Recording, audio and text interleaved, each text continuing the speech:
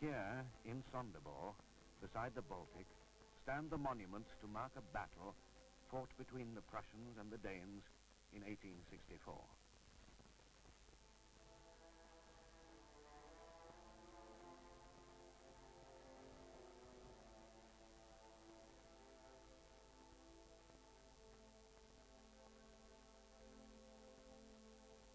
The memory of all these young men in their early graves has faded now, but people living here 100 years ago could see in their memorials some kind of compensation. Not a town in Europe is without its monument to battles and to men who heard the call to arms and gave their lives.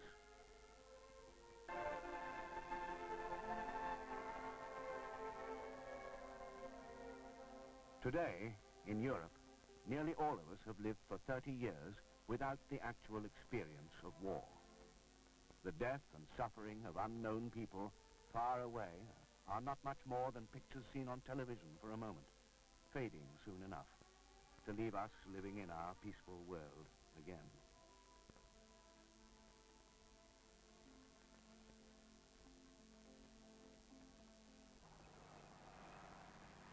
Until another, more persistent kind of image tells us that security won't come through simply being on the side of peace.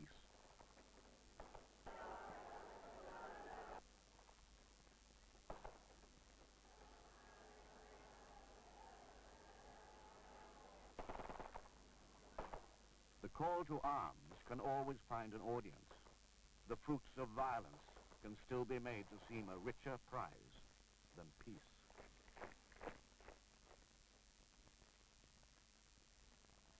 In 1848, a liberal reformer, Richard Cobden, came to Brussels to propose the concept of disarmament, a first essential step to banish those calamities, the ruin and the stench of death, to find security by bringing to an end the infinite iniquities of war.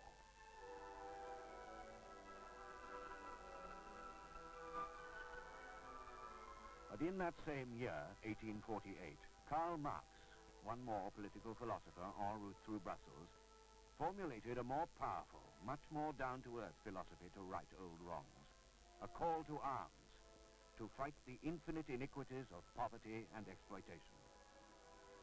To the mass of people living in a world of hungry children, squalid tenements, and brutal inequality, the notion of disarmament was almost meaningless. To them, a soldier's rations and the pride of marching side by side behind the banners of the revolution seemed to promise a fulfillment richer than a pious hope for peace.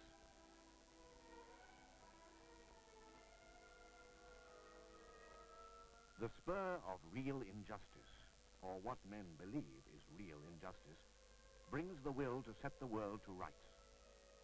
And from the will of marching men comes power. The power of the people issues from the barrel of a gun. Sometimes the fight has brought them freedom and reform, but sometimes only new injustice and oppression. Since Karl Marx identified the masses as the source of power and showed the way to mobilize their aspirations, demagogues have put the theory into practice more than once. First come the slogans, working on the hunger and frustration of the masses. Then the threats, the war of nerves, and then the marching men pile up the pressure.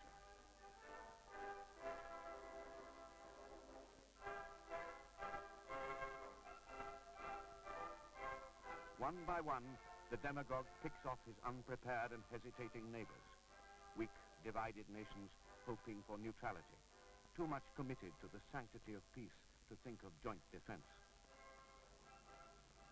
And then the Holocaust.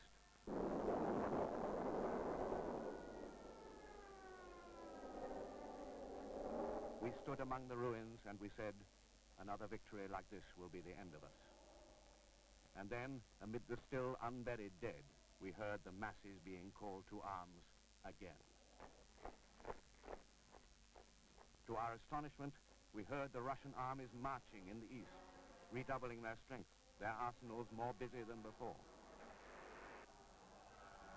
While in the west, subversion to the brink of civil war was festering again.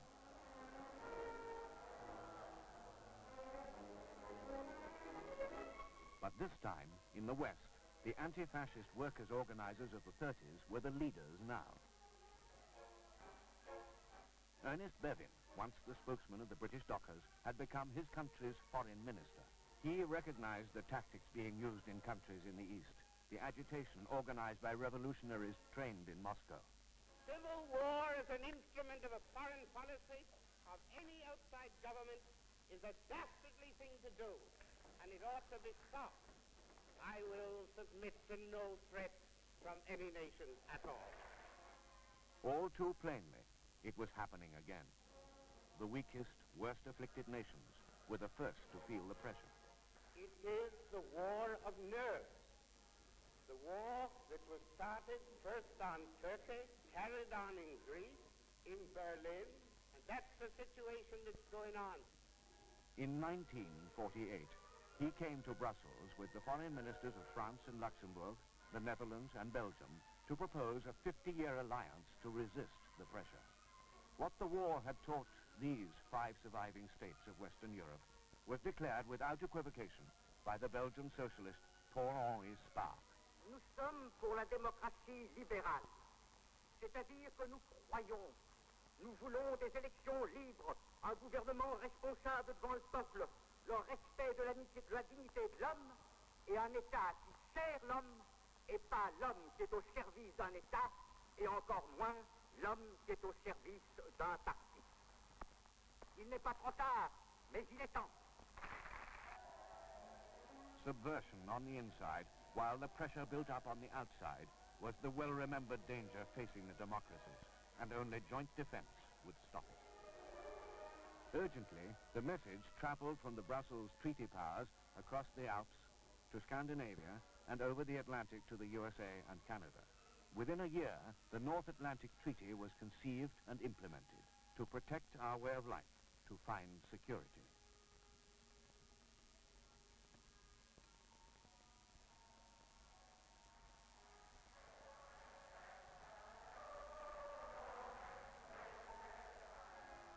Only our determination has prevented a catastrophe. In West Berlin, encircled, well behind the Iron Curtain, this determination was personified by Willy Brandt, the city's mayor, a socialist and wartime anti-Nazi partisan. Sie zurückhalten, ihre Empörung freien Lauf zu lassen. Sie fragen, ob wir sie jetzt abschreiben. Darauf gibt es nur die Antwort, nein, niemals. But if West Berlin has kept its freedom, what of other cities in the Russian Empire? On the day their tanks drove into Prague in August 1968 to batten down dissension, to eliminate all possibility of non-conformity, the fate of any countries lacking the determination or the means to guard their freedom was as clear as daylight.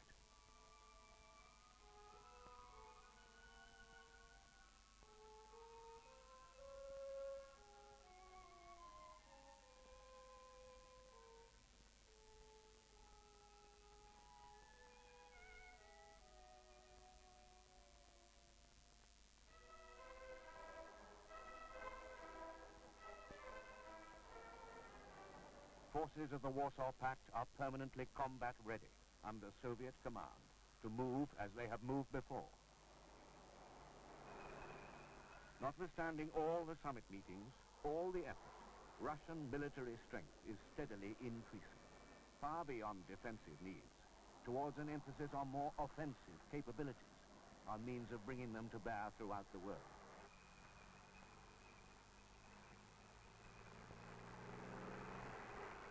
Pressure and political subversion Spaak and Bevin challenged 30 years ago are unrelenting.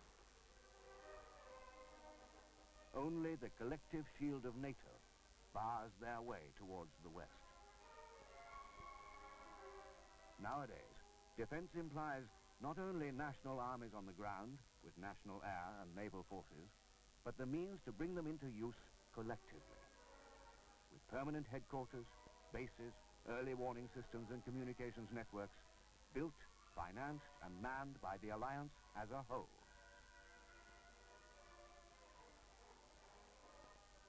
All this, the Allies have been able to achieve, in spite of all the pressures of diversity, of differing economies, contrasting standards, and unequal military strength.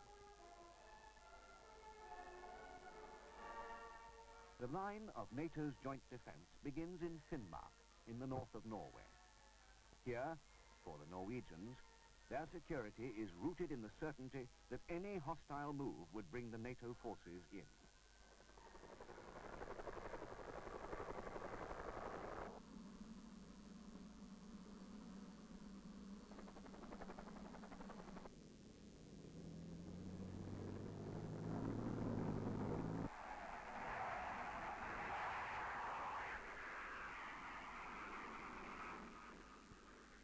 Across the Skagerrak and south in Central Europe, German, Benelux, American, Canadian, and British forces stand too at the hinge of the alliance.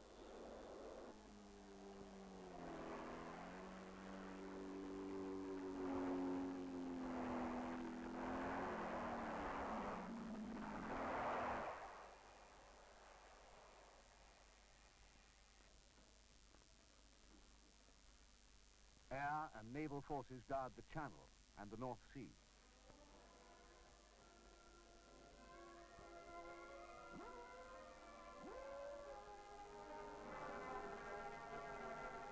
Farther offshore, Allied ships and aircraft keep a watch in the Atlantic from the North Cape to the Caribbean. Eastward to Gibraltar and across the Mediterranean until the line ends, looking northward from the Bosphorus across the Black Sea.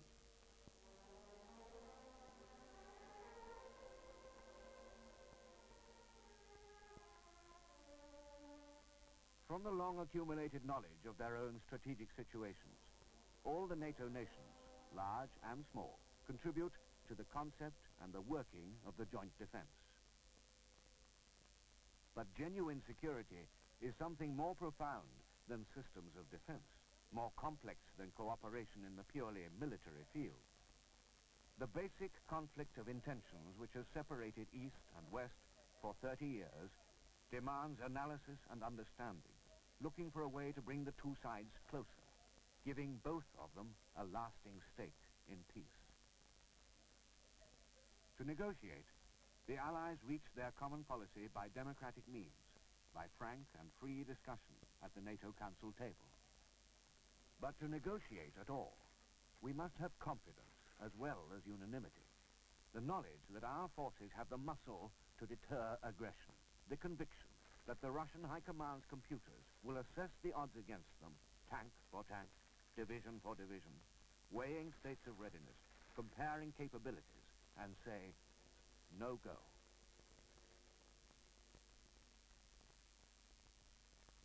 In 1633, when Galileo and his book, A Dialogue Between the Two Opposing Universal Systems, were condemned for heresy, the Inquisition was instructed not to use the torture.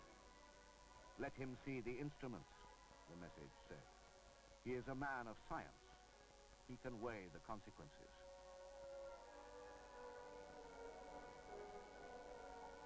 We, the Western nations, are condemned for heresy. Our sin has been to harbor and protect the freedom of the individual, a mortal sin the Soviets can never pardon. We have seen their instruments. In 30 years, our faith might well have faltered, but for the support of the alliance and its capability for joint defense. Now, it is up to them to weigh the consequences if they still wish to pursue the matter.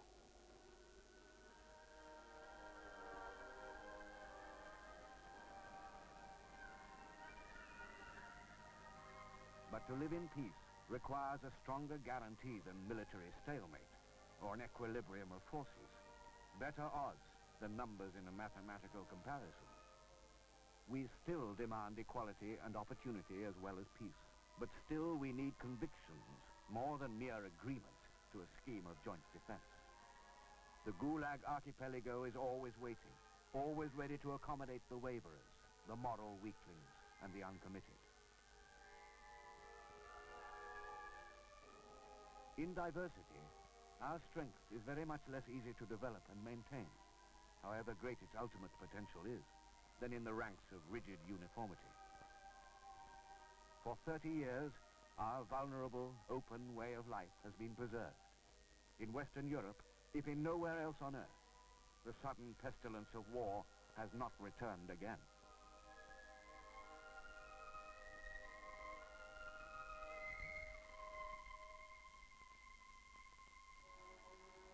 No new memorials commemorate another generation answering the call to arms and marching out to find security.